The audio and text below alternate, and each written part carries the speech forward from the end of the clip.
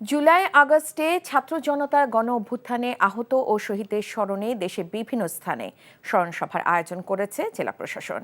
দুপুরে মৌলভীবাজার জেলা শিল্পকলা একাডেমি মিলনায়তনে স্মরণসভায় প্রধান অতিথি ছিলেন জেলা প্রশাসক মোহাম্মদ ইসরাইল হোসেন। পরে জুলাই আগস্টে আহতদের মধ্যে প্রথম ধাপে ১৫ জন শিক্ষার্থীর মাঝে আর্থিক অনুদানে চেক বিতরণ করা হয়। খাগড়াছড়িতে গণ অভ্যুত্থানে আহত ও শহীদদের পরিবারের সদস্যদের নিয়ে স্মরণসভার আয়োজন করে জেলা প্রশাসন। এর আগে গণ অভ্যুত্থানে নিহত ও আহতদের জন্য দোয়া করা হয়। গাজীপুরে জেলা প্রশাসনের উদ্যোগে স্মরণসভা অনুষ্ঠিত হয়।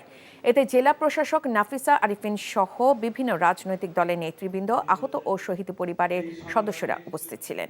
এছাড়া মাগুরা, লক্ষ্মীপুর সহ দেশের বিভিন্ন স্থানে স্মরণসভার আয়োজন করে জেলা প্রশাসন।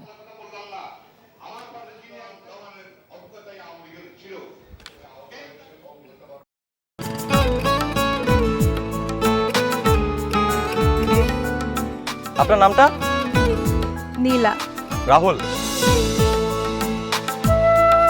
তবে এই মেয়েটারে তোর ভাবি সবাই কেমন লাগবে? আপনাকে না বলছে আমাকে ফলো না করতে? ফলো কেন করতেছিলেন? আপনাকে দেখতে ইচ্ছে করে আমার, আপনার সাথে কথা বলতে ইচ্ছে করে। আমি কি করবো ঠিক বুঝতে পারছি না। ওরে বাবা, ওই মেয়ে, অথচ তারে তুমি চিনো না? হ্যাঁ,